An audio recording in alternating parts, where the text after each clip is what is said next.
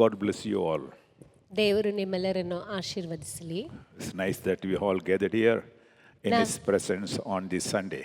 ಈ ಭಾನುವಾರದಂದು ನಾವೆಲ್ಲರೂ ದೇವರ ಪ್ರಸನ್ನತೆಯಲ್ಲಿ ಕೂಡಿ ಬಂದಿರುವಂಥದ್ದು ಒಳ್ಳೆಯದಾಗಿ ಕಾಣಲ್ಪಡ್ತಾ ಇದೆ. And today's topic is on true worshipper. ಇಂದಿನ ಸಂದೇಶದ ಶೀರ್ಷಿಕೆಯು ನಿಜವಾದಂಥ ಆರಾಧಕನು. Many come for worshiping God, but who is the true worshipper? ಅನೇಕ ಜನರು ದೇವರನ್ನು ಆರಾಧಿಸಬೇಕೆಂಬುದಾಗಿ ಬರುತ್ತಾರೆ, ಆದರೆ ನಿಜವಾದ ಆರಾಧಕನು ಯಾರು? Many may come and many may go, and they call it worship. But Jesus says in John chapter 4 verse 22, John chapter 4 verse 22, ಅನೇಕರು ಬರುತ್ತಾರೆ ಹೋಗುತ್ತಾರೆ, ಆದರೆ ದೇವರನ್ನು ಆರಾಧಿಸುವಂತ ನಿಜವಾದ ವ್ಯಕ್ತಿ ಯಾರು?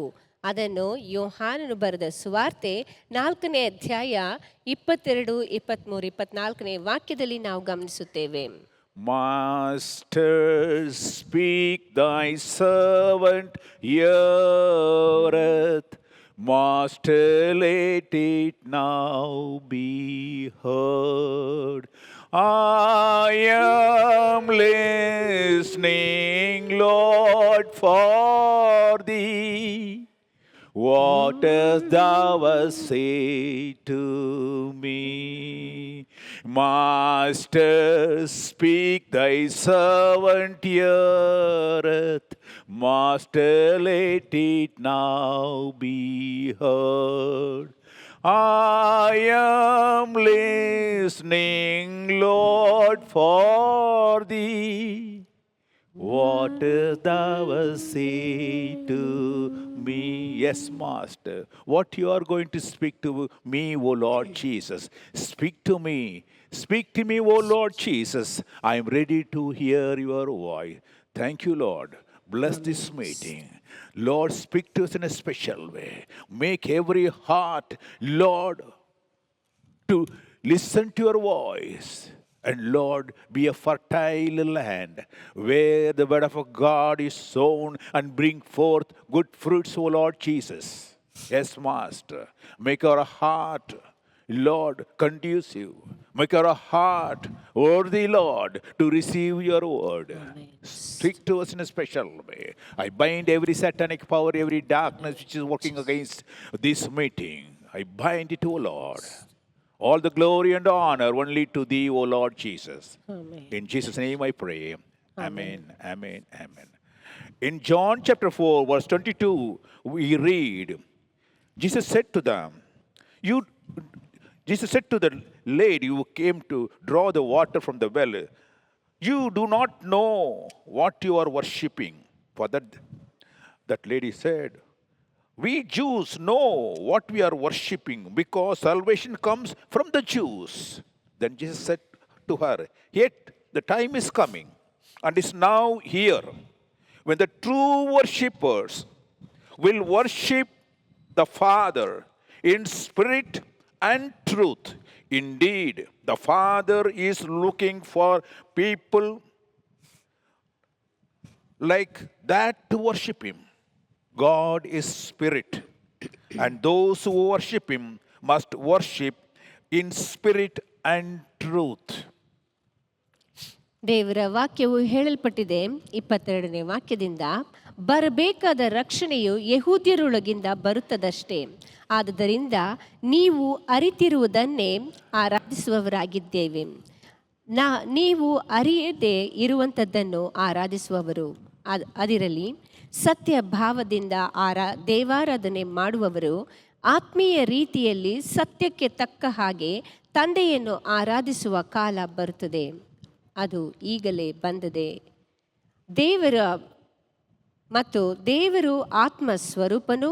ಆತನನ್ನು ಆರಾಧಿಸುವವರು ಆತ್ಮೀಯ ರೀತಿಯಲ್ಲಿ ಸತ್ಯಕ್ಕೆ ತಕ್ಕ ಹಾಗೆ ಆರಾಧಿಸಬೇಕು ಅಂದನು. Hallelujah. Hallelujah. There are nearly 5 points in this sentences. Here, first Jesus says to that lady, you do not know what you are worshipping. ಇಲ್ಲಿ 5 ಕಾರ್ಯಗಳನ್ನು ಕುರಿತಾಗಿ ಈ ವಾಕ್ಯಗಳಲ್ಲಿ ನಾವು ಗಮನಿಸುತ್ತೇವೆ. ಮೊಟ್ಟ ಮೊದಲನೇದಾಗಿ ಯೇಸು ಕ್ರಿಸ್ತನು ಅಲ್ಲಿ ನೀರನ್ನು ತೆಗೆದುಕೊಂಡು ಹೋಗುವುದಕ್ಕೆ ಬಂದಂಥ ಸಮಾರ್ಯ ಸ್ತ್ರೀಗೆ ಹೇಳಿದಂಥ ಮಾತು, ನೀವು ಯಾರನ್ನು ಆರಾಧಿಸುತ್ತಾ ಇದ್ದೀರಿ ಎಂಬುದಾಗಿ ನಿಮಗೆ ಗೊತ್ತಿಲ್ಲ ಎಂಬುದಾಗಿ ಹೇಳ್ತಾನೆ.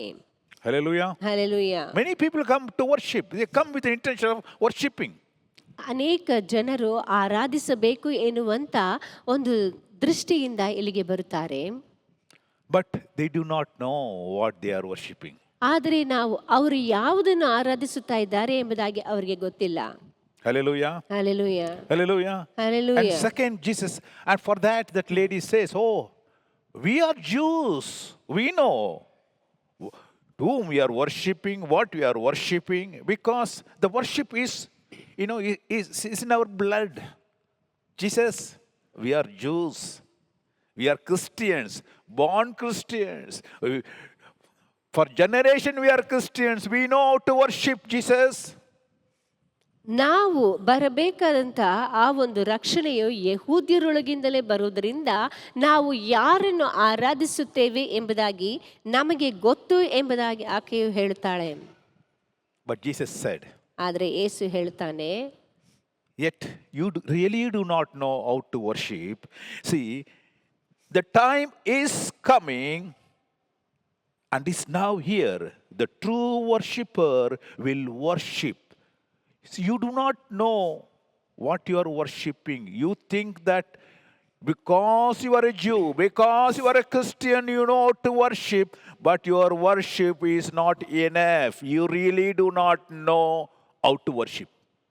ನೀವು ಕ್ರೈಸ್ತರಾಗಿದ್ದೇನೆ, ನಾನು ಒಬ್ಬ ಯಹೂದ್ಯನು, ಆದ್ದರಿಂದ ನಾನು ಆರಾಧಿಸುತ್ತೇನೆ, ನಾನು ಆರಾಧಿಸುವುದೇ ಸರಿ ಎಂಬುದಾಗಿ ನೀವು ಹೇಳುತ್ತಾ ಇರಬಹುದು. ಆದರೆ ನಿಜಕ್ಕೂ ನೀವು ಆರಾಧಿಸುವುದು ಅದು ಸಾಕಷ್ಟಿಲ್ಲ ಮತ್ತು ಅದು ಯಾರಿಗೆ ಆರಾಧಿಸಬೇಕು ಎಂಬುದಾಗಿ ನಿಮಗೆ ಗೊತ್ತಿಲ್ಲ ಎಂಬುದಾಗಿ ಆತನು ಹೇಳ್ತಾನೆ. The true worshipper worship the Lord in spirit and in truth. ನಿಜವಾಗಿ ನಿಜವಾದಂಥ ಆರಾಧಕನು ಆತನು ಆರಾಧಿಸಬೇಕಾದರೆ ಆತ್ಮೀಯ ರೀತಿಯಲ್ಲಿ, ಸತ್ಯಕ್ಕೆ ತಕ್ಕ ರೀತಿಯಲ್ಲಿ ಆರಾಧಿಸುವಂತವನಾಗಿರುತ್ತಾನೆ. And fourth, Jesus said, only those people who worship in spirit and in truth, only those people Jesus is pleased. All other people are no good to him and he is not pleased with such worships. ದೇವರು ಯಾರ್ಯಾರು ಆತ್ಮೀಯ ರೀತಿಯಲ್ಲಿ, ಸತ್ಯಕ್ಕೆ ತಕ್ಕಂಥ ರೀತಿಯಲ್ಲಿ ಆರಾಧಿಸುತ್ತಾರೋ ಅವರನ್ನು ಕುರಿತಾಗಿ ಮೆಚ್ಚುವಂತವನಾಗಿದ್ದಾನೆ. ಬೇರೆಯವರನ್ನು ಕುರಿತಾಗಿ ಅಂದರೆ ಯಾರ್ಯಾರು ಆತ್ಮೀಯ ರೀತಿಯಲ್ಲಿ, ಸತ್ಯಕ್ಕೆ ತಕ್ಕಂಥ ರೀತಿಯಲ್ಲಿ ಆರಾಧಿಸದೇ ಇರುತ್ತಾರೋ ಅವರನ್ನು ನೋಡಿ ದೇವರು ಮೆಚ್ಚುವಂತವನಾಗಿರುವುದಿಲ್ಲ ಎಂಬುದಾಗಿ ಹೇಳಲ್ಪಟ್ಟಿದೆ. And fifth, he says, God is spirit. So we have to worship God in spirit and in truth. ದೇವರು ಆತ್ಮ ಸ್ವರೂಪನಾಗಿರುವುದರಿಂದ ಆತನನ್ನು ಆರಾಧಿಸುವಂತವರು ಆತ್ಮದಲ್ಲಿಯೂ ಮತ್ತು ಸತ್ಯದಲ್ಲಿಯೂ ಆತನನ್ನು ಆರಾಧಿಸಬೇಕಾಗಿದೆ. People think worshipping means coming to church regularly, reading Bible regularly, meetings on time, diligently making prayers, lengthy prayers, and in such a decorated forms. All that are fine, my dear friend, but that is not what really God wants. ಎಲ್ಲರೂ ತಿಳಿದುಕೊಳ್ಳುವಂಥದ್ದು ದೇವರನ್ನು ಆರಾಧಿಸುವುದು ಎಂದು ಹೇಳುವುದಾದರೆ ದೇವರ ಆಲಯಕ್ಕೆ ಸರಿಯಾದ ಸಮಯಕ್ಕೆ ಬರುವುದು ಮತ್ತು ಅಲ್ಲಿ ಎಲ್ಲ ವಿಧವಾದಂಥ ಪ್ರಾರ್ಥನೆಗಳಲ್ಲಿ ಭಾಗವಹಿಸುವಂಥದ್ದು ಮತ್ತು ದೇವರ ಕಾರ್ಯಗಳಲ್ಲಿ, ಚಟುವಟಿಕೆಗಳಲ್ಲಿ ನಾವು ಭಾಗವಹಿಸುವಂಥದ್ದೇ ಆತನಿಗೆ ಸಲ್ಲಿಸಬೇಕಾದಂಥ ಆರಾಧನೆ ಎಂಬುದಾಗಿ ಅನೇಕರು ತಿಳಿದುಕೊಂಡಿದ್ದಾರೆ. What is the God's requirement of a true worshipper? ಒಬ್ಬ ನಿಜವಾದಂಥ ಆರಾಧಕನಿಂದ ದೇವರು ಯಾವುದನ್ನು ಬಯಸುತ್ತಾನೆ? The first point I already told, Jesus told, I'm just go by what Jesus told. You do not know what you worship. ಮೊಟ್ಟ ಮೊದಲನೇದಾಗಿ ಯೇಸು ಕ್ರಿಸ್ತನು ಹೇಳಿದಂಥ ಮಾತನ್ನೇ ನಿಮಗೆ ಹೇಳಲು ಬಯಸುತ್ತೇನೆ. ನೀವು ಯಾರನ್ನು ಆರಾಧಿಸುತ್ತಾ ಇದ್ದೀರಿ ಎಂಬುದಾಗಿ ನಿಮಗೆ ಗೊತ್ತಿಲ್ಲ. So, first of all, we must know what and how, whom we worship. ಮೊಟ್ಟ ಮೊದಲನೇದಾಗಿ ನಾವು ಯಾರನ್ನು ಹೇಗೆ ಆರಾಧಿಸಬೇಕು ಎಂಬುದಾಗಿ ತಿಳಿದುಕೊಳ್ಳಬೇಕು. People worship God out of fear. ಜನರು ಭಯದಿಂದ ದೇವರನ್ನು ಆರಾಧಿಸುತ್ತಾರೆ. Many people, why, first of all, why people look at God is out of fear. ಮೊಟ್ಟ ಮೊದಲನೇದಾಗಿ ಜನರು ಯಾಕೆ ದೇವರನ್ನು ನೋಡುತ್ತಾರೆ ಎಂದು ಹೇಳುವುದಾದ್ರೆ ಭಯದಿಂದ ದೇವರನ್ನು ನೋಡುತ್ತಾರೆ. If you don't worship, you will punish me. You'll send curse. I'll be badly affected. So somehow, okay, let's go and please that God, whoever God is, and whatever God is, let's put one puja here, one worship here, one band and music, so that you will be pleased and you will not do any harm to me. ದೇವರಲ್ಲಿ ಭಯಪಟ್ಟು ಆತನು ನಮಗೆ ಏನಾದರೂ ಶಿಕ್ಷೆ ಕೊಡಬಹುದು ಎಂಬುದಾಗಿ ತಿಳಿದು ನಾವು ಆತನಿಗೆ ಆರಾಧನೆಯನ್ನು ಮಾಡುವುದು, ಬೇರೆ ಕಡೆ ಹೋಗಿ ಪೂಜೆಯು ಮಾಡುವುದು, ಆತನಿಗೆ ಸಲ್ಲಿಸಬೇಕಾದಂಥ ಆರಾಧನೆಗಳಲ್ಲಿಯೂ ಭಾಗವಹಿಸುವಂಥವರಂಥವರಾಗಿ ಕಾಣಲ್ಪಡುತ್ತೇವೆ. Is it correct? ಅದು ಸರಿಯಲ್ಲವೇ? Most of us worship God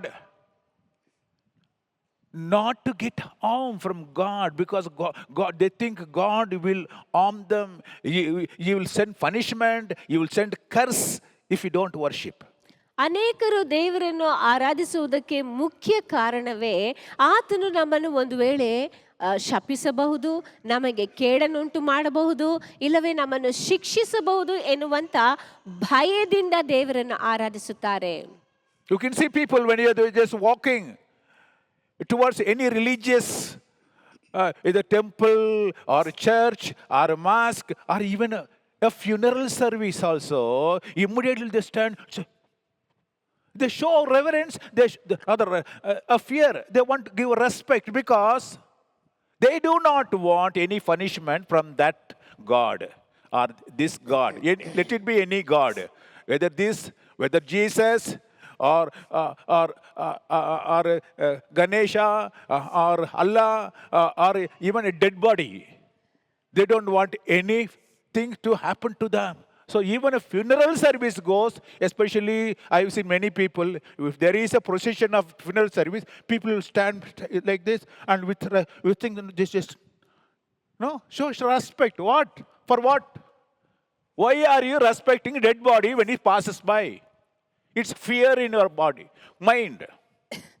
ಪ್ರತಿಯೊಬ್ಬರು ತಮ್ಮ ಜೀವಿತದಲ್ಲಿ ಅವರು ಯಾವುದೇ ಪಂಗಡಗಳಿಗೆ, ಯಾವುದೇ ಜಾತಿ ಜನಾಂಗಕ್ಕೆ ಸೇರಲ್ಪಟ್ಟಂಥವರಾಗಿದ್ದರೂ ಸರಿ, ಅವರು ಭಯಪಟ್ಟು ದೇವಸ್ಥಾನಕ್ಕೆ ಹೋಗಲಿ, ಇಲ್ಲವೇ ಚರ್ಚ್ಗೆ ಹೋಗಲಿ, ಮಸೀದಿಗಳಿಗೆ ಹೋಗಲಿ, ಎಲ್ಲಿಗೆ ಹೋದರೂ, ಇಲ್ಲವೇ ಸಮಾಧಿ ಆರಾಧನೆಗೆ ಹೋದರೂ ಸಹ ಭಯಭಕ್ತಿಯಿಂದ ಅಲ್ಲಿ ನಿಂತುಕೊಳ್ಳುವುದನ್ನು ನಾವು ಕಾಣುತ್ತೇವೆ. ಯಾಕೆಂದರೆ ಅವರು ಯಾವುದೇ ಮುಖಾಂತರವಾದರೂ ನಮಗೆ ಶಿಕ್ಷೆಯು ಉಂಟಾಗಬಾರದು, ನಮಗೆ ಯಾವುದೇ ರೀತಿಯಾದಂಥ ಶಾಪಗಳು, ದುಷ್ಟ ಕಾರ್ಯಗಳು ಬಂದು ನಮ್ಮನ್ನು ಆವರಿಸಿಕೊಳ್ಳಬಾರದು ಎನ್ನುವಂಥ ಭಯದಿಂದ ಅವರು ಇದನ್ನೆಲ್ಲ ಮಾಡುತ್ತಾರೆ. ನಾವು ಒಂದು ಹೆಣವನ್ನು ನೋಡಿ ಭಯಪಡುವಂಥ ಅವಶ್ಯಕತೆ ಏನಿದೆ? ಪ್ರತಿಯೊಬ್ಬರು ತಮ್ಮ ತಮ್ಮ ಜೀವಿತದಲ್ಲಿ ಶಿಕ್ಷೆಯು ಉಂಟಾಗಬಾರದು ಎನ್ನುವಂಥ ಒಂದು ಉದ್ದೇಶದಿಂದಲೇ ದೇವರಿಗೆ ಭಯಪಡುವಂಥ ರೀತಿಯಲ್ಲಿ ತೋರ್ಪಡಿಸಿಕೊಳ್ಳುತ್ತಾರೆ. Hallelujah. Hallelujah. Am I correct? Most of, especially I don't know, most of the Indians worship God not knowing which God, what God, anything they worship because of fear.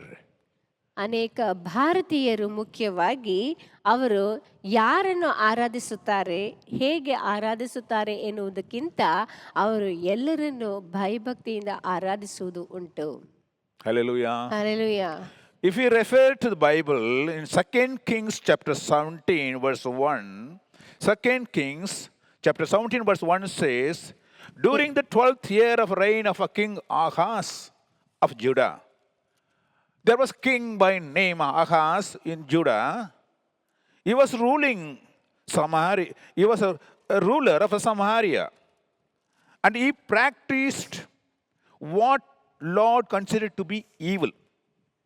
And he was doing all bad things against God, evil thing against God. He was an Israel king.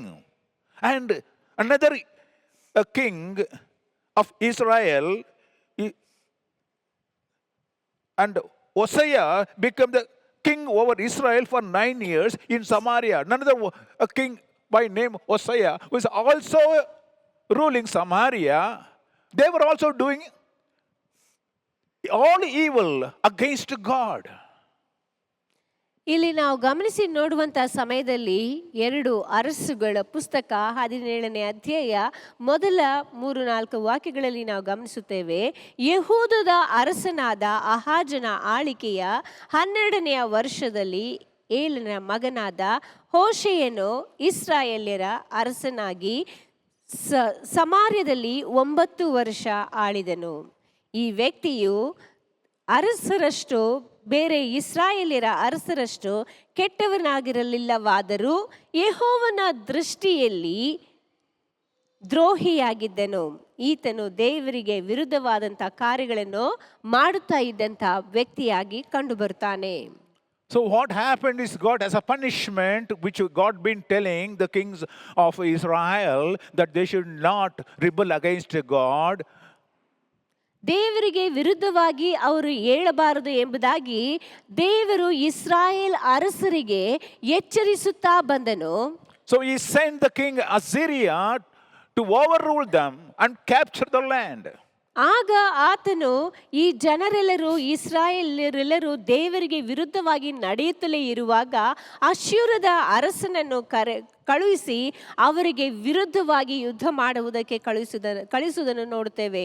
So the king Assyria comes and captured Samaria, Judah, all these places, and he brings people from Babylon, from Kotav, from Ava, from Hamath.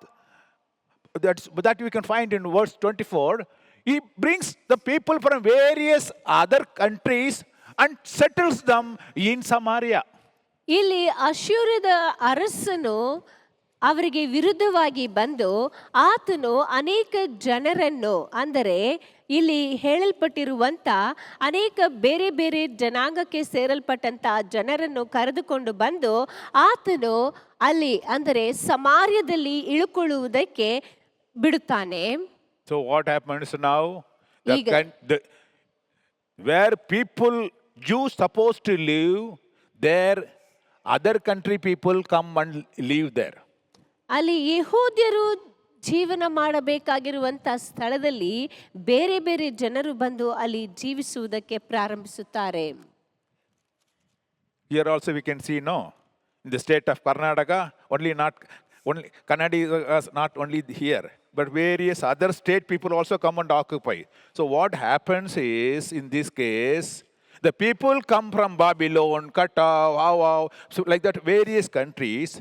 When they come, they brought their God with them. They brought their idol with them. They started worshipping those gods.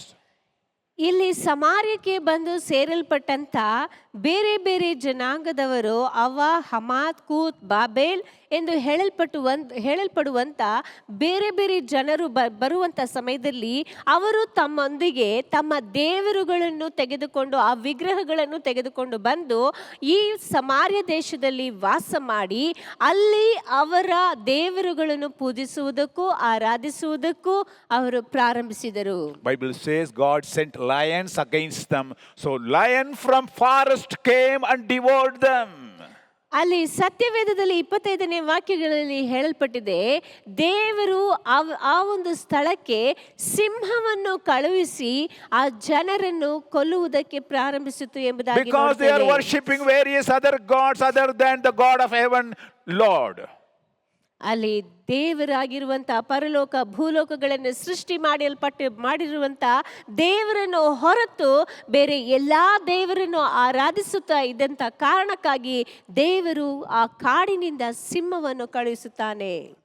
Then the king of Assyria came to know that lions came and devoured all these people because of the curse of God. So he says, now see, the God is against us, the God of heaven is against us. So what we should do is bring one priest here, put them and teach them to worship God, worship the Lord of heaven. ಇಲ್ಲಿ ಈ ರೀತಿಯಾಗಿ ನಡೆಯುತ್ತಾ ಇದ್ದದ್ದನ್ನು ಅಶ್ಶೂರದ ಅರಸನಿಗೆ ತಿಳಿದು ಬಂದಾಗ ಆತನು ಆ ಜನರಿಗೆ ಹೇಳುವಂತ ಮಾತು, ಈ ಜನಾಂಗಕ್ಕೆ ಸೇರಲ್ಪಟ್ಟಂತ, ಈ ಸಮಾರ್ಯಕ್ಕೆ ಸೇರಲ್ಪಟ್ಟಂತ ಆ ಯಹೂದ್ಯರ ಯಾಜಕನನ್ನು ಕರೆದುಕೊಂಡು ಬಂದು ಆತನಿಂದ ಈ ದೇವರನ್ನು ಆರಾಧಿಸುವುದು ಹೇಗೆ ಎಂಬುದಾಗಿ ಕಲಿತುಕೊಂಡು ಭೂಮ್ಯಾಕಾಶಗಳನ್ನು ನಿರ್ಮಿಸಿದಂತ ಆ ದೇವರನ್ನು ಆರಾಧಿಸಿರಿ ಎಂಬುದಾಗಿ ಆಜ್ಞೆಯನ್ನು ಹೊರಡಿಸುತ್ತಾನೆ. So out of fear, the people who are living now in Samaria, they started worshipping the God of Jew, the God of heaven, out of fear to save them from lion. ಅವರು ತಮ್ಮನ್ನು ಆ ಸಿಂಹದಿಂದ ಕಾಪಾಡಿಕೊಳ್ಳುವುದಕ್ಕಾಗಿ ಈಗ ಆ ದೇವರನ್ನು ಆರಾಧಿಸುವುದಕ್ಕೆ ಭಯಪಟ್ಟು ಆರಾಧಿಸುವುದಕ್ಕೆ ಪ್ರಾರಂಭಿಸುತ್ತಾರೆ. Bible very clearly says, ಸತ್ಯವೇದವು ಬಹಳ ಸ್ಪಷ್ಟವಾಗಿ ಹೇಳುತ್ತದೆ. verse 33, 33ನೇ ವಾಕ್ಯದಲ್ಲಿ, while they continued to fear the Lord, they served their own God also. ಯೆಹೋವನ ಭಕ್ತರಾಗಿದ್ದರು, ತಾವು ಬಿಟ್ಟು ಬಂದ ದೇಶಗಳ ಪದ್ಧತಿಯ ಪ್ರಕಾರ ತಮ್ಮ ಕುಲದೇವತೆಗಳ ಆರಾಧನೆಯನ್ನು ಮಾಡುತ್ತಿದ್ದರು. Hallelujah. Hallelujah. Hallelujah. Hallelujah. How many Christians still have their old god and goddesses in their home, and they worship Jesus and they worship their own God also? ಎಷ್ಟು ಜನ ಕ್ರೈಸ್ತರು ತಮ್ಮ ಮನೆಗಳಲ್ಲಿ ಯೇಸುವನ್ನು ಆರಾಧಿಸುತ್ತಾ ಇದ್ದರೂ ಬಿಟ್ಟು ಬಂದಂತ ಹಳೆಯ ವಿಗ್ರಹಗಳನ್ನು ಇಟ್ಟುಕೊಂಡು ಅದನ್ನು ಪೂಜಿಸುತ್ತಾ ಇದ್ದಾರೆ. ಇದ್ದಾರಾ? Why? ಯಾಕೆ? ಈ ದೇವರು ಬಿಟ್ರು ಕಷ್ಟ, ಆ ದೇವರು ಬಿಟ್ರು ಕಷ್ಟ. If we leave this God also, we'll get punishment. If we leave this God also, we'll get punishment. So, fear. Out of fear, they want to worship Lord. Hello. Jesus says that is not our worship. ಅವರು ಭಯದಿಂದ ದೇವರನ್ನು ಆರಾಧಿಸಬೇಕೆಂದಿರುತ್ತಾರೆ. ಆದರೆ ಯೇಸು ಕ್ರಿಸ್ತನು ಹೇಳುತ್ತಾ ಇರುವಂತದ್ದು ಅದು ದೇವರಿಗೆ ಸಲ್ಲುವಂತ ಆರಾಧನೆಯಲ್ಲ. You cannot worship two masters. You cannot serve two masters. ನೀನು ಎರಡು ಯಜಮಾನನನ್ನು ಆರಾಧಿಸುವುದಕ್ಕೆ ಸಾಧ್ಯವಿಲ್ಲ, ಎರಡು ಯಜಮಾನನಿಗೆ ಕೆಲಸ ಮಾಡುವುದಕ್ಕೆ ಸಾಧ್ಯವಿಲ್ಲ. Hallelujah. Hallelujah. Hallelujah. Hallelujah. On Sunday you come to church, you worship Jesus. When you go home, you worship your own gods which you have set in your home. ನೀವು ಆ ಭಾನುವಾರ ಬರುವಾಗ ದೇವರನ್ನು ಆರಾಧಿಸುತ್ತೀರಿ, ಮನೆಗೆ ಹೋದ ನಂತರ ನಿಮ್ಮದೇ ಆದಂತ ಪದ್ಧತಿ ಪ್ರಕಾರವಾಗಿರುವಂತ ವಿಗ್ರಹಗಳನ್ನು ಆರಾಧಿಸುತ್ತೀರಿ. A ceremonial worship here and a ceremonial worship there. ಪದ್ಧತಿ ಪ್ರಕಾರವಾಗಿ ಸಂಸ್ಕಾರ ರೂಪವಾಗಿ ಇಲ್ಲಿ ಆರಾಧನೆ ಮತ್ತು ಅದೇ ಪದ್ಧತಿ ಪ್ರಕಾರವಾಗಿ ಮನೆಯಲ್ಲಿಯೂ ಆರಾಧನೆ. So let's give 50% to Jesus, 50% to devil. So when if we go to heaven, Jesus will take care. If we go to hell, devil will take care, because we are given 50% share there, 50% share here. ನಾವು 50% ಯೇಸು ಕ್ರಿಸ್ತನಿಗೆ, 50% ಸೈತಾನನಿಗೆ ಕೊಡುತ್ತೇವೆ. ಯಾಕೆಂದರೆ ಪರಲೋಕಕ್ಕೆ ಹೋದರೆ ದೇವರು ನೋಡಿಕೊಳ್ಳುತ್ತಾನೆ ಮತ್ತು ನರಕಕ್ಕೆ ಹೋದರೆ ಸೈತಾನನ ನೋಡಿಕೊಳ್ಳುತ್ತಾನೆ. ಇಲ್ಲಿ 50 ಅಲ್ಲಿ 50 ಎಂಬುದಾಗಿ ನಮ್ಮ ಆರಾಧನೆಯು ನಡೆಯುತ್ತಾ ಇದೆ. ಅಲ್ಲೂ ಹೋಗುವುದಿಲ್ಲ, ಇಲ್ಲೂ ಹೋಗುವುದಿಲ್ಲ. You never go to heaven nor go to heaven. You will be in Trishanku ಒಳಗ. ಗೊತ್ತಾಯ್ತಾ? In between you will be fooled both sides. ನೀವು ಅಲ್ಲಿಗೂ ಹೋಗೋದಿಲ್ಲ, ಇಲ್ಲಿಗೂ ಹೋಗೋದಿಲ್ಲ ಎಂದು ಹೇಳುವುದಾದರೆ ತ್ರಿಶಂಕು ಲೋಕ ಎಂಬುದಾಗಿ ಇದೆ. ಅದರಲ್ಲಿ ಇದ್ದುಕೊಂಡು ಎರಡೂ ಕಡೆಗೂ ಹೋಗಲಾರದಂತೆ ಕಾಣಲ್ಪಡುವಿರಿ. Hello, choose who is your god whom you want to worship. ನೀವು ಯಾರನ್ನು ಆರಾಧಿಸಬೇಕು, ಯಾರು ನಿಮ್ಮ ದೇವರು ಎಂಬುದಾಗಿ ಆರಿಸಿಕೊಳ್ಳಿರಿ.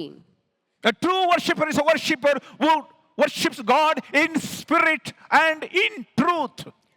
ನಿಜವಾದಂತ ದೇವರ ಆರಾಧಕನು ಆತನು ದೇವರನ್ನು ಆತ್ಮೀಯ ರೀತಿಯಲ್ಲಿ, ಸತ್ಯಕ್ಕೆ ತಕ್ಕಂತ ರೀತಿಯಲ್ಲಿ ಆತನನ್ನು ಆರಾಧಿಸುವಂತವನಾಗಿರುತ್ತಾನೆ.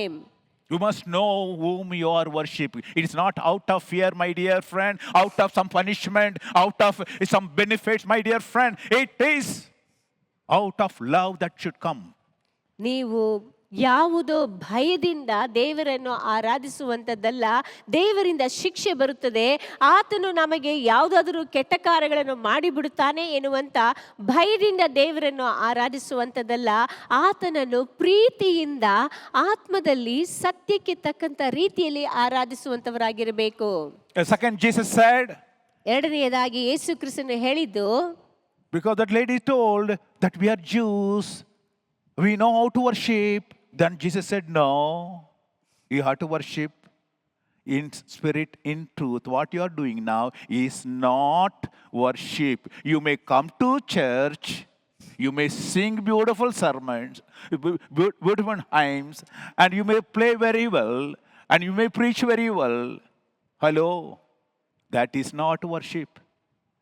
ನಾವು ಯಹೂದ್ಯರು ನಾವು ದೇವರನ್ನು ಆರಾಧಿಸುತ್ತೇವೆ ಎಂಬುದಾಗಿ ಆ ಸ್ತ್ರೀಯು ಹೇಳುವಂಥ ಸಮಯದಲ್ಲಿ ಯೇಸು ಕ್ರಿಸ್ತನು ಹೇಳುವಂಥದ್ದು, ನೀವು ಯೇಸು ದೇವರನ್ನು ಆರಾಧಿಸುತ್ತಾ ಇರಬಹುದು, ಆದರೆ ನೀವು ಆರಾಧಿಸುವಂಥ ಆರಾಧನೆಯು ಸರಿಯಾದದಲ್ಲ. ನೀವು ದೇವರನ್ನು ಸರಿಯಾದ ರೀತಿಯಲ್ಲಿ ಆರಾಧಿಸುವಂಥವರಾಗಿ ಕಾಣಲ್ಪಡುತ್ತಾ ಇರಬೇಕು.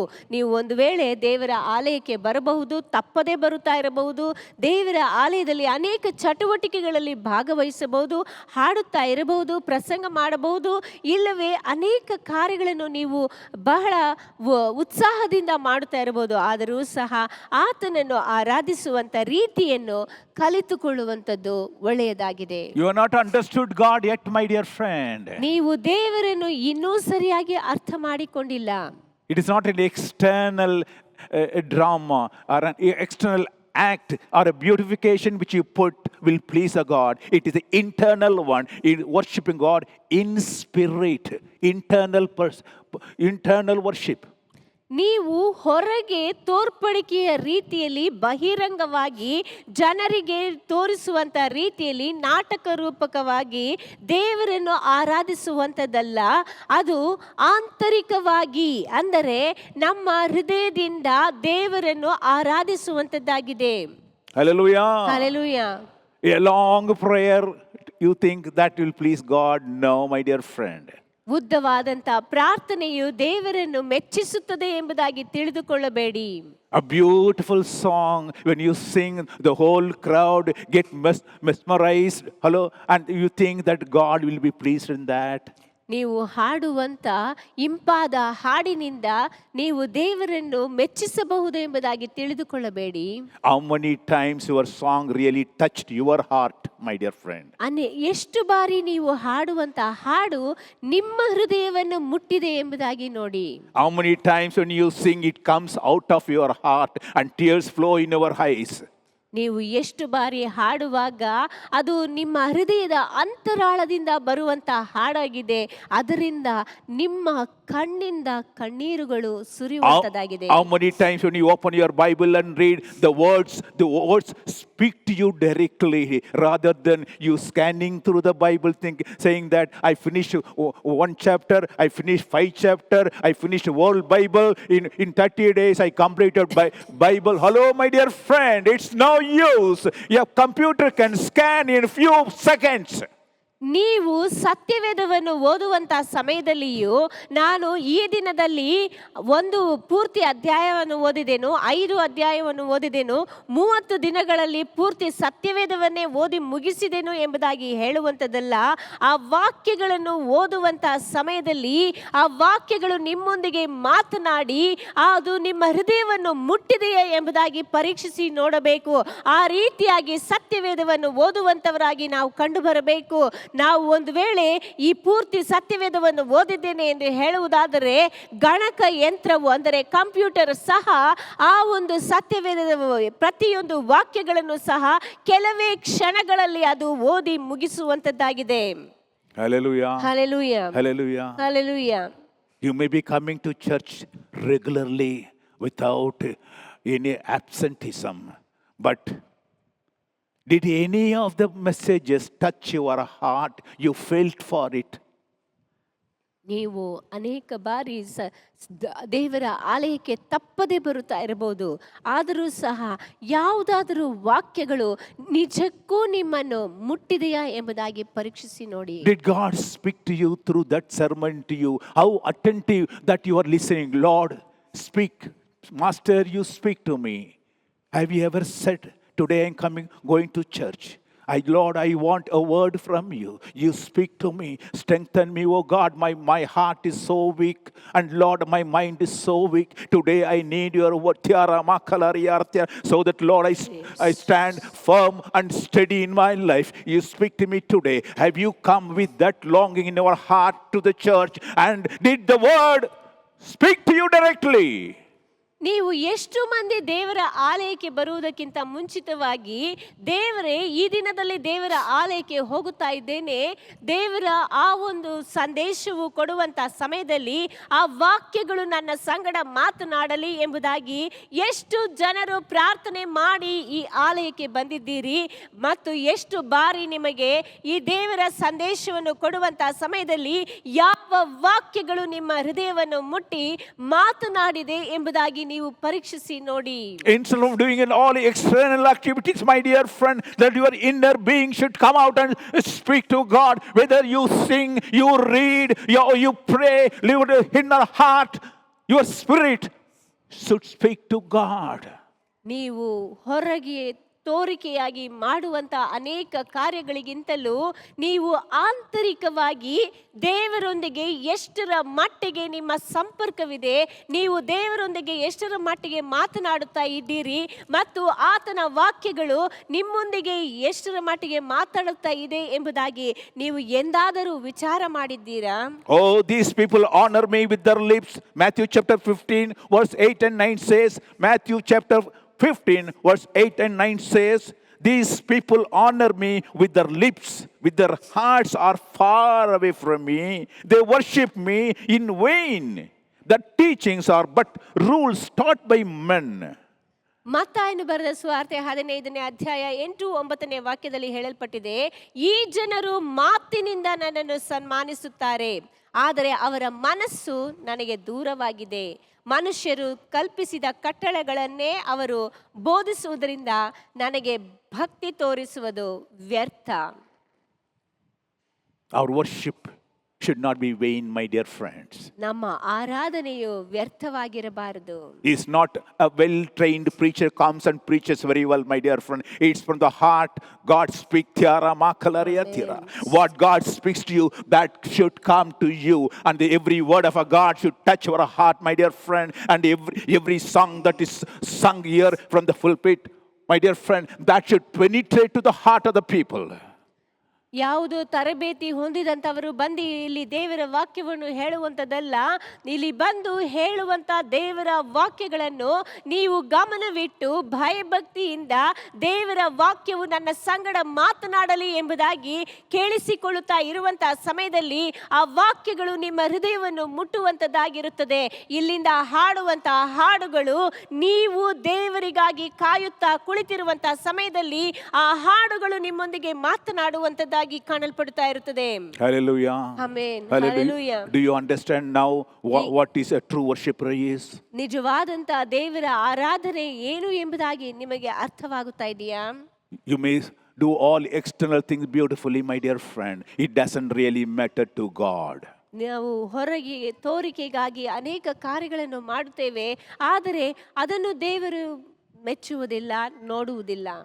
God said, you must worship God in spirit and in truth. ದೇವರು ಹೇಳುವಂಥದ್ದು ನೀವು ದೇವರನ್ನು ಆತ್ಮದಲ್ಲಿಯೂ ಸತ್ಯದಲ್ಲಿಯೂ ಆರಾಧಿಸಬೇಕೆಂಬುದಾಗಿ. But woe to you scribes and Pharisees, you hypocrites, you demonstrate yourself saying that you are a great worshipper of a God. Matthew chapter 23 verse. ಮತ್ತಾಯನು ಬರೆದ ಸುವಾರ್ತೆ 23ನೇ ಅಧ್ಯಾಯದಲ್ಲಿ 13ನೇ ವಾಕ್ಯದಲ್ಲಿ ಹೇಳುವಂತ ಮಾತು, ಅಯ್ಯೋ ಕಪಟಿಗಳಾದ ಶಾಸ್ತ್ರಿಗಳೇ, ಫರಿಸಾಯರೇ, ನೀವು ಎಲ್ಲಾ ಕಾರ್ಯಗಳನ್ನು ಯಾವುದೋ ಸಂಸ್ಕಾರ ಪೂರ್ವಕವಾಗಿ ಮಾಡುವಂತವರಾಗಿದ್ದೀರಿ ಎಂಬುದಾಗಿ ಹೇಳುತ್ತಾನೆ. Oh, outwardly they look very pious and very religious, but inwardly they are not. ಆದರೆ ಹೊರಗೆ ನೋಡಬೇಕಾದರೆ ಅವರು ನೋಡುವುದಕ್ಕೆ ಪರಿಶುದ್ಧರಾಗಿಯೂ ಒಳ್ಳೆಯ ವ್ಯಕ್ತಿಗಳಾಗಿಯೂ ಕಾಣಲ್ಪಡುತ್ತಾರೆ. ಆದರೆ ಒಳಗೆ ನೋಡುವಾಗ ಅವರಲ್ಲಿ ಎಲ್ಲಾ ರೀತಿಯಾದಂಥ ಕೊಳಕು ತುಂಬಿರುತ್ತದೆ. So what is worshipping in spirit? ಹಾಗಾದರೆ ಆತ್ಮದಲ್ಲಿ ಆರಾಧಿಸುವುದು ಎಂದರೆ ಏನು? It is not external beautification, but is internal beauty that comes out. ಇದು ಹೊರಗಿನ ತೋರಿಕೆಯಲ್ಲ, ಒಳಗಿನಿಂದ ಬರುವಂತ ಆ ಸೌಂದರ್ಯವು ಎಂಬುದಾಗಿ ಹೇಳಲ್ಪಟ್ಟಿದೆ. A musical instrument may look so beautiful outwardly, but that doesn't matter. But the music that comes out of that musical instrument that matters to the person who hears it. ಯಾವುದೇ ಒಂದು ವಾದ್ಯವನ್ನು ನುಡಿಸುವಂತ ಸಮಯದಲ್ಲಿ ಆ ವಾದ್ಯದ ಹೊರಗೆ ಕಾಣುವಂತ ಅದು ಬಹಳ ಸುಂದರವಾಗಿರಬಹುದು, ಆದರೆ ಅದನ್ನು ನುಡಿಸುವಾಗ ಒಳಗಿನಿಂದ ಬರುವಂತ ಆ ಸ್ವರವೇ ಎಲ್ಲರನ್ನು ಆಕರ್ಷಿಸುವಂತದ್ದಾಗಿರುತ್ತದೆ. It is what comes from us within, not what comes out in our mouth, my dear friend. What comes from our heart pleases God. ನಮ್ಮ ಒಳಗಿನಿಂದ ಬರುವಂತದ್ದೇ ದೇವರನ್ನು ಮೆಚ್ಚಿಸುವಂತದ್ದಾಗಿ ಕಾಣಲ್ಪಡುತ್ತದೆ. Hallelujah. Hallelujah. So when we speak, my dear friend, speak honestly. When you sing, my dear friend, sing honestly. ನೀವು ಮಾತಾಡುವಾಗ ಮತ್ತು ದೇವರ ಹಾಡುಗಳನ್ನು ಹಾಡುವಂತ ಸಮಯದಲ್ಲಿ ಅದನ್ನು ನಿಜವಾಗಿ ಗ್ರಹಿಸಿಕೊಂಡು ಹಾಡುವಂತದ್ದು ಒಳ್ಳೆಯದು. Hallelujah. Hallelujah. It is not your mouth should sing, but your heart should sing. It's not that mouth preaches, but your heart should preach. It is not that your mouth prays, but it's your heart should pray. ನಿಮ್ಮ ಬಾಯಿ ಹಾಡುವಂಥದ್ದಲ್ಲ, ನಿಮ್ಮ ಹೃದಯವು ಹಾಡುವಂಥದ್ದಾಗಿರಬೇಕು. ನಿಮ್ಮ ಬಾಯಿ ಉಪದೇಶ ಮಾಡುವಂಥದ್ದಲ್ಲ, ಹೃದಯದಿಂದ ಬರುವಂಥ ಮಾತುಗಳಾಗಿರಬೇಕು. ಮತ್ತು ಹಾಡುವಂಥದ್ದು ಬಾಯಿಂದ ಅಲ್ಲ, ಹೃದಯದಿಂದ ಬರುವಂತ ಹಾಡಾಗಿರಬೇಕು. Hallelujah. Hallelujah. You may say, oh, I've done lot of work for Christianity, for church and all that. I used to preach and used to sing song. When I sing, the whole congregation will sing. They'll admire at my voice. Hello. Bible what says is Matthew chapter 7 verse 22 very clearly says, Matthew chapter 7 verse 22 says, many will say to me on that day, Lord, Lord, have we not prophesied in your name? Have we not prophesied in your name? And in your name have cast out devils, and in your name have done wonderful works. And then I will tell them, I never knew. Depart from me, you that work iniquities. ದೇವರ ವಾಕ್ಯದಲ್ಲಿ ಹೇಳಲ್ಪಟ್ಟಿದೆ. ಅದಕ್ಕೆ ಮುಂಚಿತವಾಗಿ ನಾವು ದೇವರ ಆಲಯಕ್ಕೆ ಬಂದು ನಾನು ಇದು ಮಾಡಿದೆನು ಅದು ಮಾಡಿದೆನು, ನಾನು ಹಾಡಬೇಕಾದರೆ ಜನರೆಲ್ಲ ಕೂಡಿ ನನ್ನೊಂದಿಗೆ ಹಾಡುತ್ತಾರೆ, ನನ್ನ ಇಂಪಾದ ಸ್ವರವನ್ನು ಕೇಳುವುದಕ್ಕೆ ಜನರು ಹಾತೊರೆಯುತ್ತಾ ಇರುತ್ತಾರೆ ಎಂಬುದಾಗಿಲ್ಲ ನೀವು ಹೇಳಬಹುದು. ಆದರೆ ದೇವರ ವಾಕ್ಯದಲ್ಲಿ ಹೇಳಲ್ಪಟ್ಟಿದೆ, ಮತ್ತಾಯನು ಬರೆದ ಸುವಾರ್ತೆ 7ನೇ ಅಧ್ಯಾಯ 22-23ನೇ ವಾಕ್ಯದಲ್ಲಿ ಹೇಳಲ್ಪಟ್ಟಿದೆ, ಸ್ವಾಮಿ ಸ್ವಾಮಿ ನಿನ್ನ ಹೆಸರಿನ ಮೇಲೆ ನಾವು ಬೋಧನೆ ಹೇಳಲಿಲ್ಲವೇ? ನಿನ್ನ ಹೆಸರಿನ ಮೇಲೆ ದೆವ್ವಗಳನ್ನು ಬಿಡಿಸಲಿಲ್ಲವೇ? ನಿನ್ನ ಹೆಸರಿನ ಮೇಲೆ ಅನೇಕ ಮಹತ್ ಕಾರ್ಯಗಳನ್ನು ಮಾಡಲಿಲ್ಲವೇ ಎಂದು ಆ ದಿನದಲ್ಲಿ ಎಷ್ಟೋ ಜನರು ನನಗೆ ಹೇಳುವರು. ಆಗ ನಾನು ಅವರಿಗೆ, ನಾನೆಂದು ನಿಮ್ಮ ಗುರುತು ಕಾಣೆನು ಎಂದು ಹೇಳಿಬಿಡುವನು. Hallelujah. Hallelujah. Just imagine this, a preacher goes to Jesus on the day, then, Lord, I preach so much very well, thousands of people gather and they used to listen, and so many people came, and the singer goes to God, when I sing so beautifully, how many people came, and a prophet will say, I prophesied, and one miracle worker will go, I have done a lot of miracle in your name. And Jesus finally said, hello, I do not know who you are. Get lost, man. Don't come nearer. I do not know who you are. ಅನೇಕ ಜನರು ದೇವರ ಬಳಿಗೆ ಹೋಗಿ ಒಬ್ಬ ಉಪದೇಶಕನು ದೇವರ ಬಳಿಗೆ ಹೋಗಿ ನಿನ್ನ ಹೆಸರಿನಲ್ಲಿ ಉಪದೇಶ ಮಾಡಿದೆನು, ಅನೇಕ ಜನರಿಗೆ ನಾನು ಉಪದೇಶ ಮಾಡಿದೆನು. ಮತ್ತು ಹಾಡುವಂಥವರು, ನಾನು ಹೋಗಿ ಇಂಪಾದ ಹಾಡಿನಿಂದ ಅನೇಕರಿಗೆ ನಾನು ಹಾಡನ್ನು ಹಾಡಿದೆನು, ನಿನ್ನ ವಾಕ್ಯಗಳನ್ನು ಹೇಳಿದೆನು. ಮಾತ್ರವಲ್ಲದೆ ಪ್ರವಾದನೆ ಹೇಳುವಂಥವರು ಮತ್ತು ದೇವರ ಕಾರ್ಯಗಳನ್ನು ಮಾಡುವಂಥ ಅನೇಕ ಜನರು ದೇವರ ಬಳಿಗೆ ಹೋಗಿ, ಈ ಎಲ್ಲ ಕಾರ್ಯಗಳನ್ನು ನಾನು ನಿನ್ನ ಹೆಸರಿನಲ್ಲಿ ಮಾಡಿದೆನು, ಅನೇಕ ಮಹತ್ ಕಾರ್ಯಗಳನ್ನು ಮಾಡಿದೆನು ಎಂಬುದಾಗಿ ಹೇಳಿದರೂ ಸಹ ದೇವರು ಅವರನ್ನು ನೋಡಿ ಹೇಳುವಂಥ ಮಾತು, ನಾನು ನಿನ್ನನ್ನು ಅರಿಯೆನು, ನನ್ನಿಂದ ತೊಲಗಿ ಹೋಗಿರಿ ಎಂಬುದಾಗಿ ಆತನು ಹೇಳುತ್ತಾನೆ. Why? ಯಾಕೆ? They are done with the intention, my dear friend, Our- not worshipping God, but there are personal agenda, personal intention there. ಅವರೆಲ್ಲರೂ ಇದನ್ನೆಲ್ಲ ಮಾಡಿದ್ದು ತಮ್ಮ ಯಾವುದೋ ಒಂದು ಲಾಭಕ್ಕಾಗಿ, ತಮ್ಮ ಯಾವುದೋ ಗುರಿಯನ್ನು ಇಟ್ಟುಕೊಂಡು ಇದನ್ನೆಲ್ಲ ಮಾಡಿದರೆ ಹೊರತು ದೇವರನ್ನು ಆರಾಧಿಸುವುದಕ್ಕಾಗಿ ಇದನ್ನೆಲ್ಲ ಮಾಡಲಿಲ್ಲ. They wanted fame. They want to be great among the people. They want to earn money. Hello, there are so many preachers who make money. There are so many good singers. They make money and they get fame because they want to be famous. So all that personal agenda, they want to have edge over all other people, not with the intention of really worshiping God, serving God, but they were serving their own personal things. ಅನೇಕ ಜನರು ತಾವು ಮಾಡುವಂಥ ಕಾರ್ಯಗಳು ತಮ್ಮ ವೈಯಕ್ತಿಕ ಲಾಭಕ್ಕಾಗಿ, ತಮ್ಮ ಹೆಸರು ಎಲ್ಲ ಕಡೆಗಳಲ್ಲಿಯೂ ಹೆಸರುವಾಸಿಯಾಗಬೇಕು, ತಾವು ದೊಡ್ಡ ಹೆಸರನ್ನು ಪಡೆದುಕೊಳ್ಳಬೇಕು, ಹೆಚ್ಚು ಹಣ ಸಂಪಾದನೆ ಮಾಡಬೇಕು ಎಂಬುದಾಗಿ ಹೇಳಿ ಅನೇಕರು ಹಾಡುವಂಥದ್ದು, ಉಪದೇಶ ಮಾಡುವಂಥದ್ದು, ಮಹತ್ ಕಾರ್ಯಗಳನ್ನು ಮಾಡುವಂಥದ್ದು ಈ ರೀತಿಯಾಗಿ ಕಂಡುಬರುತ್ತದೆ. ಆದರೆ ಅವರೆಲ್ಲರೂ ನಿಜಕ್ಕೂ ದೇವರನ್ನು ಆರಾಧಿಸುವುದಕ್ಕಾಗಿ ಈ ಕಾರ್ಯಗಳನ್ನು ಮಾಡುವುದಿಲ್ಲ, ತಮ್ಮ ಸ್ವಂತ ಲಾಭಕ್ಕಾಗಿ, ಸ್ವ ಇಚ್ಛೆಗಾಗಿ, ಸ್ವಾರ್ಥಕ್ಕಾಗಿ ಮಾಡುವಂತದ್ದಾಗಿ ಕಾಣಲ್ಪಡುತ್ತದೆ. Hallelujah. Hallelujah. They are not true worshipper. If you want to have a glory and honor to you, you are not a true worshipper. But the glory and honor should go only to God. As Paul says, Lord, your name, Lord, you have to, Lord, grow and I should diminish. Nowhere, Lord, my name should be mentioned, but it's only your name. All the honor, glory only to you and to you alone. ದೇವರೇ, ನಾನು ಮಾಡುತ್ತಾ ಇರುವುದು ಎಲ್ಲವೂ ನನ್ನ ಹೆಸರಿಗಾಗಿ ಅಲ್ಲ ದೇವರೇ, ನಿನ್ನ ಹೆಸರಿಗಾಗಿ, ನಿನ್ನ ಹೆಸರು ಮತ್ತು ನಿನ್ನ ಮಹಿಮೆಗಾಗಿ ಮಾತ್ರವೇ ನಾನು ಎಲ್ಲವನ್ನು ಮಾಡುವೆನು ಎಂಬುದಾಗಿ ಆತನಿಗೆ ಮುಖ್ಯತ್ವವನ್ನು ಕೊಟ್ಟು, ಆತನಿಗೆ ಮೊದಲ ಸ್ಥಾನವನ್ನು ಕೊಟ್ಟು ಆತನನ್ನು ಆರಾಧಿಸುವಂತ ವ್ಯಕ್ತಿಗಳಾಗಿ ಇರಬೇಕು. Hallelujah. Hallelujah. And why every time when we say the worship in spirit, that's one word also come in truth. Why you have to worship God in truth? ಯಾವಾಗಲೂ ದೇವರನ್ನು ಆತ್ಮದಲ್ಲಿ ಆರಾಧಿಸಬೇಕೆಂಬುದಾಗಿ ಹೇಳುತ್ತೇವೆ. ಅದರ ಸಂಗಡ ಬರುವಂತ ಮಾತು, ದೇವರನ್ನು ನಿಜವಾಗಿ ನಾವು ಆರಾಧಿಸುವಂತವರಾಗಿ, ಸತ್ಯದಲ್ಲಿ ಆರಾಧಿಸುವಂತವರಾಗಿ ಕಾಣಲ್ಪಡಬೇಕಾಗಿದೆ. It means, are you worshiping God really, or you are putting a drama?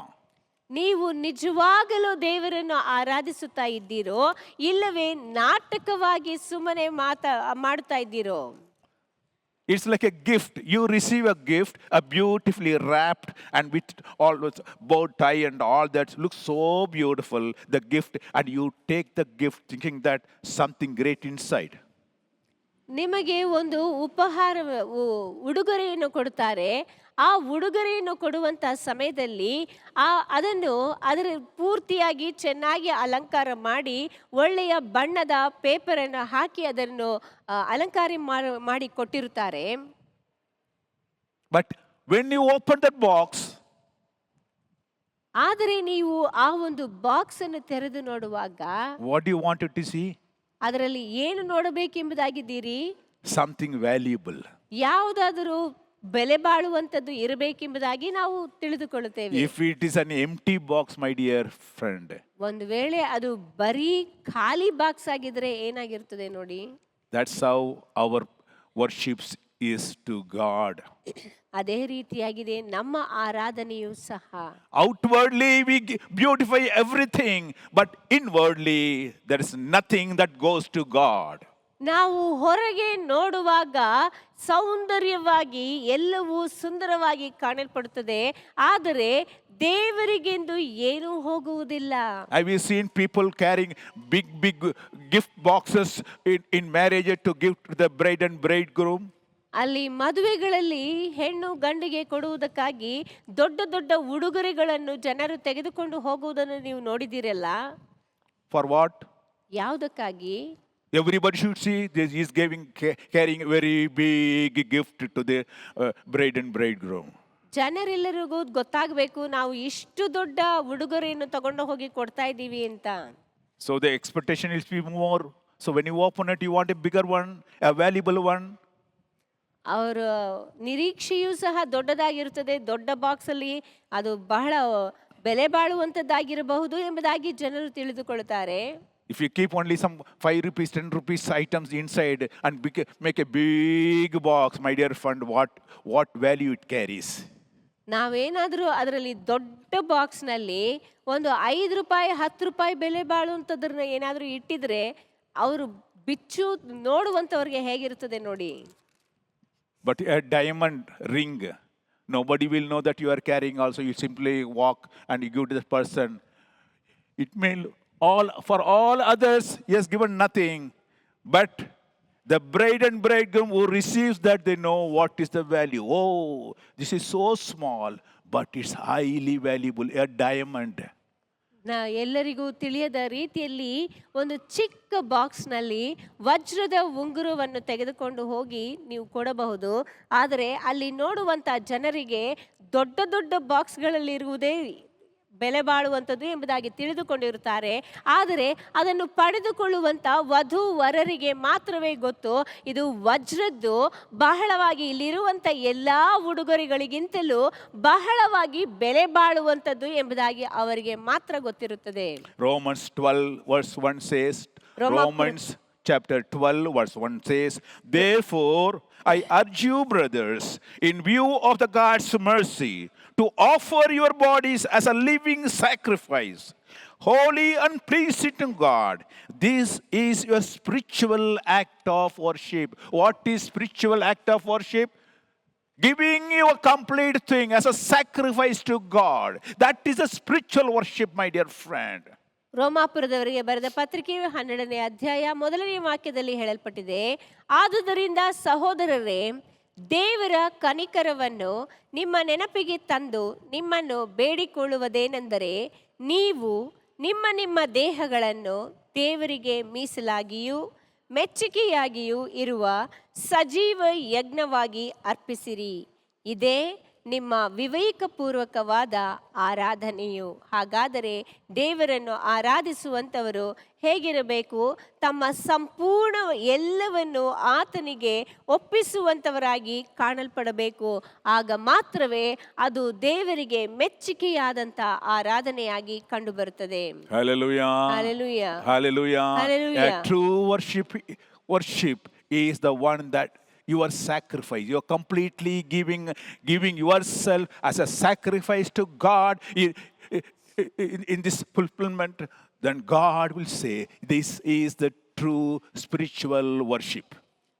ನಿಜವಾಗಲೂ ದೇವರನ್ನು ಆರಾಧಿಸುವಂಥ ವ್ಯಕ್ತಿಯು ಆತನು ತನ್ನನ್ನು ಸಂಪೂರ್ಣವಾಗಿ ಆತ್ಮಿಕ ರೀತಿಯಲ್ಲಿ ಆತನಿಗೆ ಒಪ್ಪಿಸಿಕೊಡುವಂಥ ಸಮಯದಲ್ಲಿ ದೇವರು ಹೇಳುತ್ತಾನೆ, ಇದೇ ದೇವರಿಗೆ ಮೆಚ್ಚುಗೆಯಾದಂಥ ನಿಜವಾದಂಥ ಆರಾಧನೆ ಎಂಬುದಾಗಿ. Hallelujah. Hallelujah. Hallelujah. Hallelujah. You can't be a dabba, empty dabba and make a big noise, my dear friend. ನೀವು ಖಾಲಿ ಡಬ್ಬ ಆಗಿದ್ದು ಅದರಿಂದ ಹೆಚ್ಚು ಶಬ್ದವನ್ನು ಮಾಡುವಂಥ ಅವಶ್ಯಕತೆ ಇಲ್ಲ.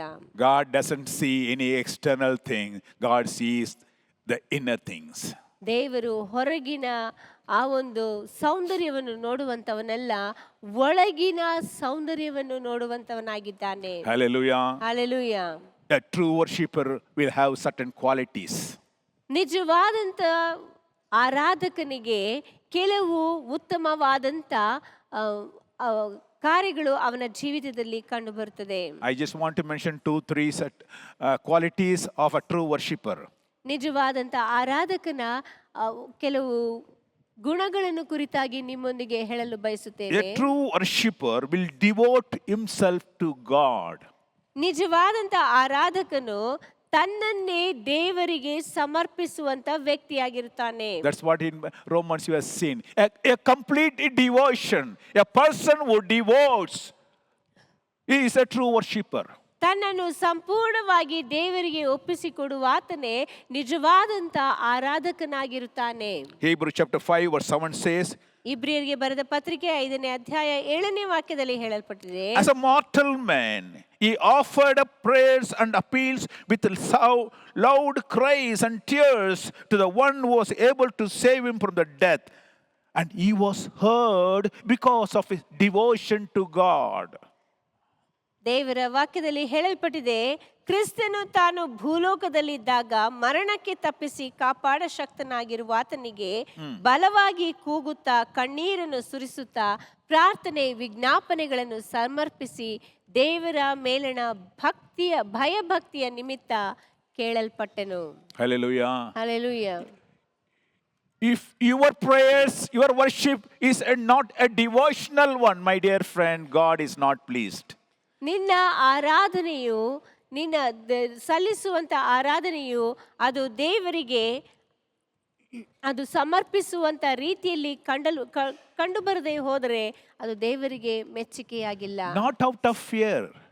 ಭಯದಿಂದ ಅಲ್ಲ. It's a reverence. When you see the glory of a God, when you know your Savior, your lover, your protector, you know how much you really love Him to see. It's not how much you fear to see Him, it's how much you love to see Him.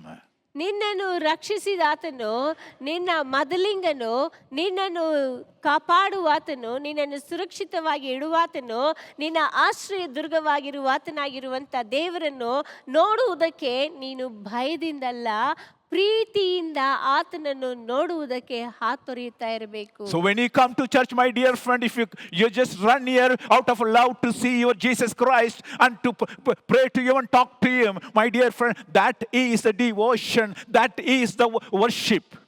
ನೀನು ಇಲ್ಲಿ ದೇವರ ಆಲಯಕ್ಕೆ ಬರುವಂತಹ ಸಮಯದಲ್ಲಿಯೇ ನೀನು ಒಳಗೆ ಬರುವಾಗಲೇ ನಾನು ದೇವರನ್ನು ಯಾವಾಗ ಕಾಣುವೆನೋ ಎಂಬುದಾಗಿ ಪ್ರೀತಿಯಿಂದ ಬರುವಂತ ಸಮಯದಲ್ಲಿ ಅದೇ ನಿಜವಾದಂತ ದೇವರಿಗೆ ಮೆಚ್ಚುಗೆಯಾದಂತ ಆರಾಧನೆಯಾಗಿ ಕಂಡು ಬರುತ್ತದೆ.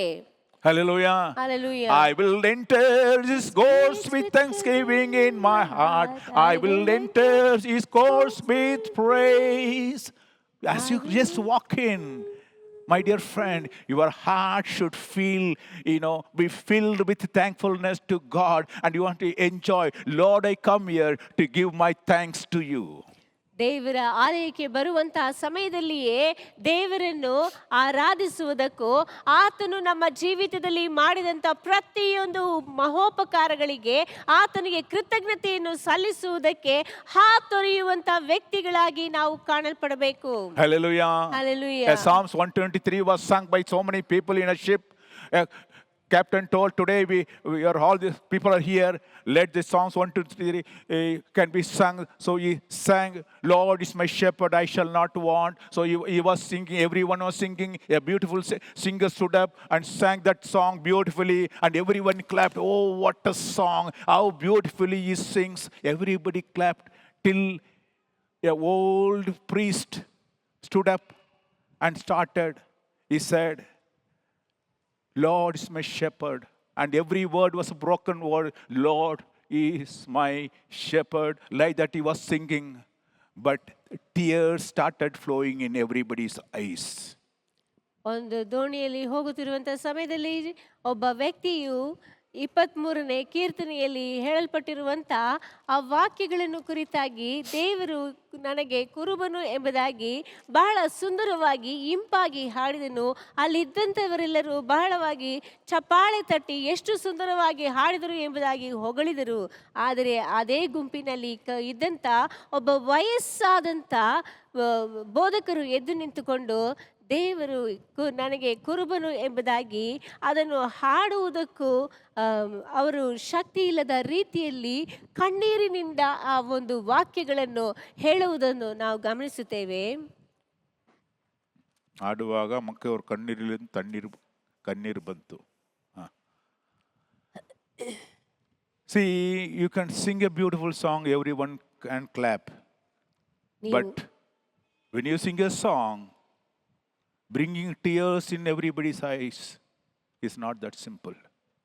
ನೀವು ಹಾಡುವಂಥ ಸಮಯದಲ್ಲಿ ಇಂಪಾದ ಹಾಡನ್ನು ಕೇಳಿ ಎಲ್ಲರೂ ಕೈತಟ್ಟಬಹುದು, ಆದರೆ ಆ ಹಾಡಿನ ಮುಖಾಂತರವಾಗಿ ಬೇರೆಯವರ ಕಣ್ಣುಗಳಿಂದ ಕಣ್ಣೀರನ್ನು ತರಿಸುವಂಥದ್ದು ಅದು ನಮ್ಮ ಹೃದಯದ ಅಂತರಾಳದಿಂದ ಹಾಡುವಾಗ ಮಾತ್ರವೇ ಸಾಧ್ಯವಾಗುತ್ತದೆ.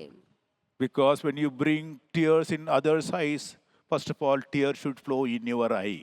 ಬೇರೆಯವರ ಕಣ್ಣುಗಳಿಂದ ಕಣ್ಣೀರನ್ನು ತರಿಸಬೇಕೆಂದು ಹೇಳುವುದಾದರೆ ಮೊಟ್ಟ ಮೊದಲನೇದಾಗಿ ನಮ್ಮ ಕಣ್ಣಿಂದ ಕಣ್ಣೀರುಗಳು ಬರಬೇಕು. Hallelujah. Hallelujah. Hallelujah. Hallelujah. That is worship. ಅದೇ ನಿಜವಾದಂತ ಆರಾಧನೆಯು. And secondly is doing the will of God. The one who does the will of God only can be a true worshipper. ಎರಡನೆಯದಾಗಿ ದೇವರ ಆಜ್ಞೆಗಳನ್ನು ಆತನು ಹೇಳುವಂತ ಮಾತುಗಳನ್ನು ನೆರವೇರಿಸುವಂತ ವ್ಯಕ್ತಿಯೇ ನಿಜವಾದಂತ ಆರಾಧಕನಾಗಿದ್ದಾನೆ. Matthew chapter 7 verse 21 says, not everyone who keeps saying to me, Lord, Lord, will get into the kingdom of heaven, but only the person who keeps doing the will of my Father.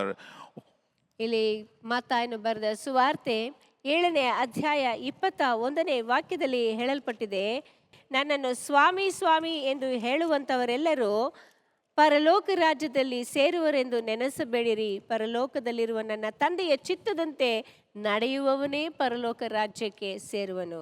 Hallelujah. Hallelujah. Hallelujah. Hallelujah. So when the word of God is spoken to you, my dear friend, you listen and just say, okay, as we go, okay, something is today beautifully he spoke something, the pastor spoke very well, so it really attracted me, all that fine, okay, fine, over.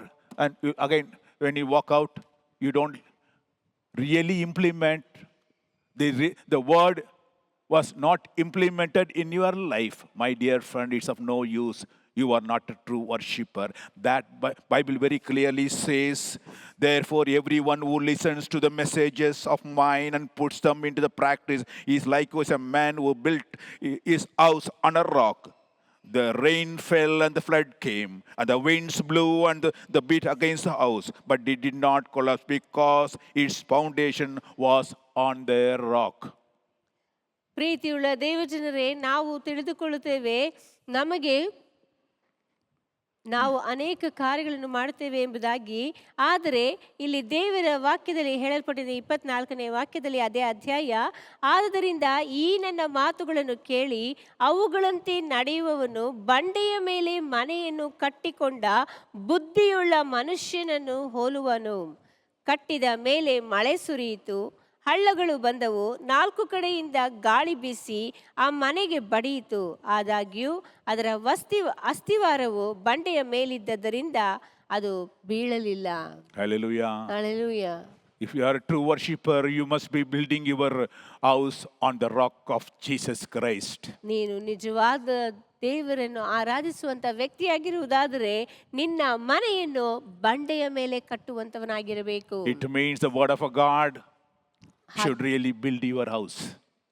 ಬಂಡೆಯ ಮೇಲೆ ಮನೆ ಕಟ್ಟುವುದು ಎಂದು ಹೇಳುವುದಾದರೆ ದೇವರ ವಾಕ್ಯವು ನಮ್ಮ ಮನೆಯಲ್ಲಿ ಕಂಡು ಬರಬೇಕು. So when you make a prayer, when you come to church or wherever you are, because it is not worship means is not only in Jerusalem. That's what said, God is spirit. You can worship anywhere, my dear friend. It's not only coming to church or only coming to going to Jerusalem like a pilgrimage, or to a particular river, particular mountain, to doing your pilgrimage, my dear friend. Jesus said, God is in spirit, is everywhere. So you can worship God everywhere in every act of your life. ದೇವರನ್ನು ಆರಾಧಿಸಬೇಕು ಎಂದು ಹೇಳುವುದಾದರೆ ಬರೀ ದೇವರ ಆಲಯಕ್ಕೆ ಬಂದು ಆರಾಧಿಸಬೇಕು, ಇಲ್ಲವೇ ಯೆರೂಸಲೇಮಿಗೆ ಹೋಗಬೇಕು, ಅದು ಯಾತ್ರಾ ಸ್ಥಳವಾಗಿರುವುದರಿಂದ ಅಲ್ಲಿ ಯೇಸು ಕ್ರಿಸ್ತನನ್ನು, ಅಲ್ಲಿ ಯೇಸು ಇರುತ್ತಾನೆ, ಅಲ್ಲಿ ಆರಾಧಿಸಬೇಕು ಎಂಬುದಾಗಿ ತಿಳಿದುಕೊಳ್ಳಬೇಡಿ.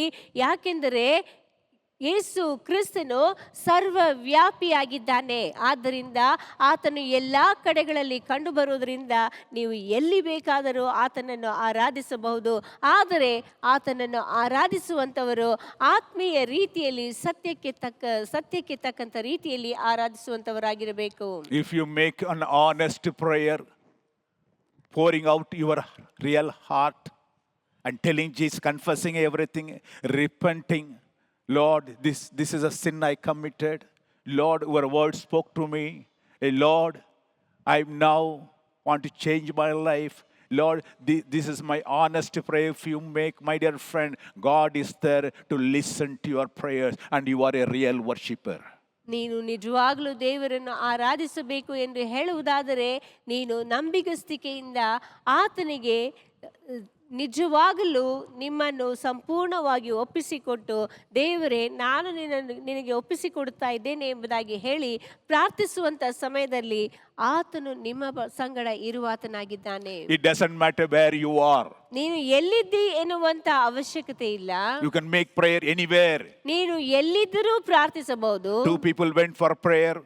ಇಬ್ಬರು ಪ್ರಾರ್ಥಿಸುವುದಕ್ಕಾಗಿ ಹೋದರು. One man went into the tabernacle to make a prayer.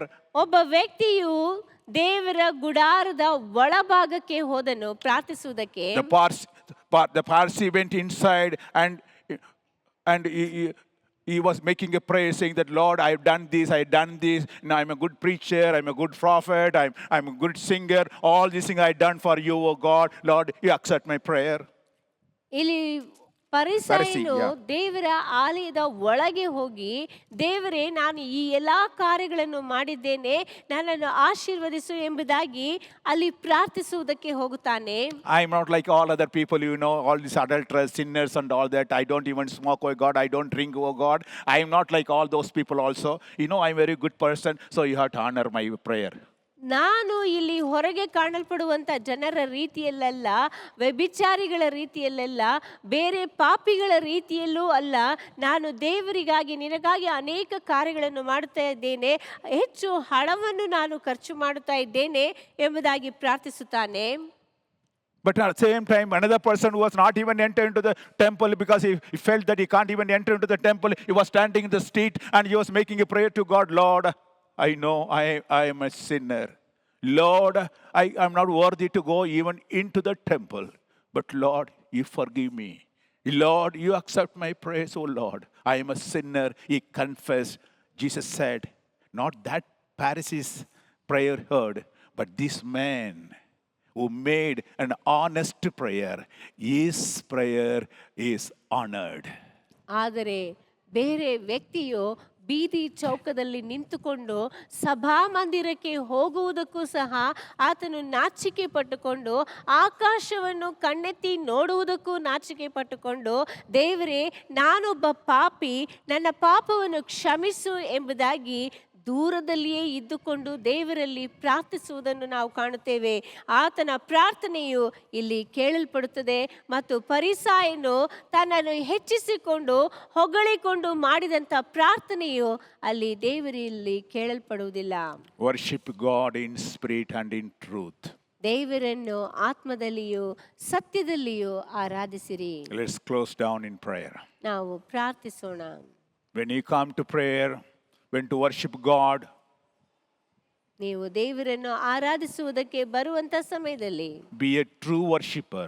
ನೀನು ನಿಜವಾದಂತ ಆರಾಧಕರಾಗಿ ಕಾಣಲ್ಪಡಬೇಕು. Let your inner being make prayers and supplication to God rather than your external act, my dear friends. ಪ್ರೀತಿಯುಳ್ಳ ದೇವಜನರೇ, ನಿಮ್ಮ ಆಂತರಿಕ ರೀತಿಯಲ್ಲಿ ನೀವು ದೇವರಿಗೆ ಆ ಒಂದು ಪ್ರಾರ್ಥನೆಯನ್ನು, ವಿಜ್ಞಾಪನೆಗಳನ್ನು ಸಲ್ಲಿಸುವಂತವರಾಗಿರ್ರಿ. ಹೊರಗಿನ ತೋರಿಕೆಯ ರೀತಿಯಲ್ಲಿ ಮಾಡುವಂತ ಅವಶ್ಯಕತೆ ಇಲ್ಲ. Let your spirit make a prayer. ನಿಮ್ಮ ಆತ್ಮವು ಪ್ರಾರ್ಥನೆ ಮಾಡಲಿ. Let it be a truthful prayer. ನಿಮ್ಮ ಪ್ರಾರ್ಥನೆಯು ಸತ್ಯವಾಗಿ ಕಾಣಪಡಲಿ. Heavenly Father, we praise and worship you, Lord, for the wonderful time that you've given us, Lord, to meditate upon this word, worshiping God in spirit and in truth. Thank you, Lord. Many a times we think our external activities, Lord, the quantity of things we do, all that we count saying that we have done this, that, all these things. But Lord, you said it's of no use. It's not where I worship, it is whom I worship. Lord, we worship the Lord of heaven. Help us, Lord, to worship you out of love because you saved us. You've given your life for me, O Lord Jesus. You shed your blood. And Lord, you've given up your Lord life for me to save me. With that, Lord, understanding and love, let me worship you with all honesty. Yes, Master. Help everyone. Lord, as we go, help us to be a good worshipper, acknowledged by God.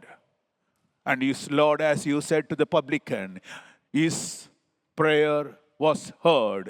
Lord, we want you to say, let this man prayer is heard for us when we make prayer. Thank you, Lord. Thank you. Bless your people.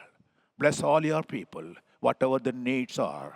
Lord, from the Lord pulpit, Lord, I bless them. You bless your people. Yes, Master, let them not lack anything. Let there be healing in their heart. Let there be healing in their soul. Let there be a healing in their body, O Lord Jesus. Touch everyone, O God. Redeem them. Heal them. Bless them, Lord.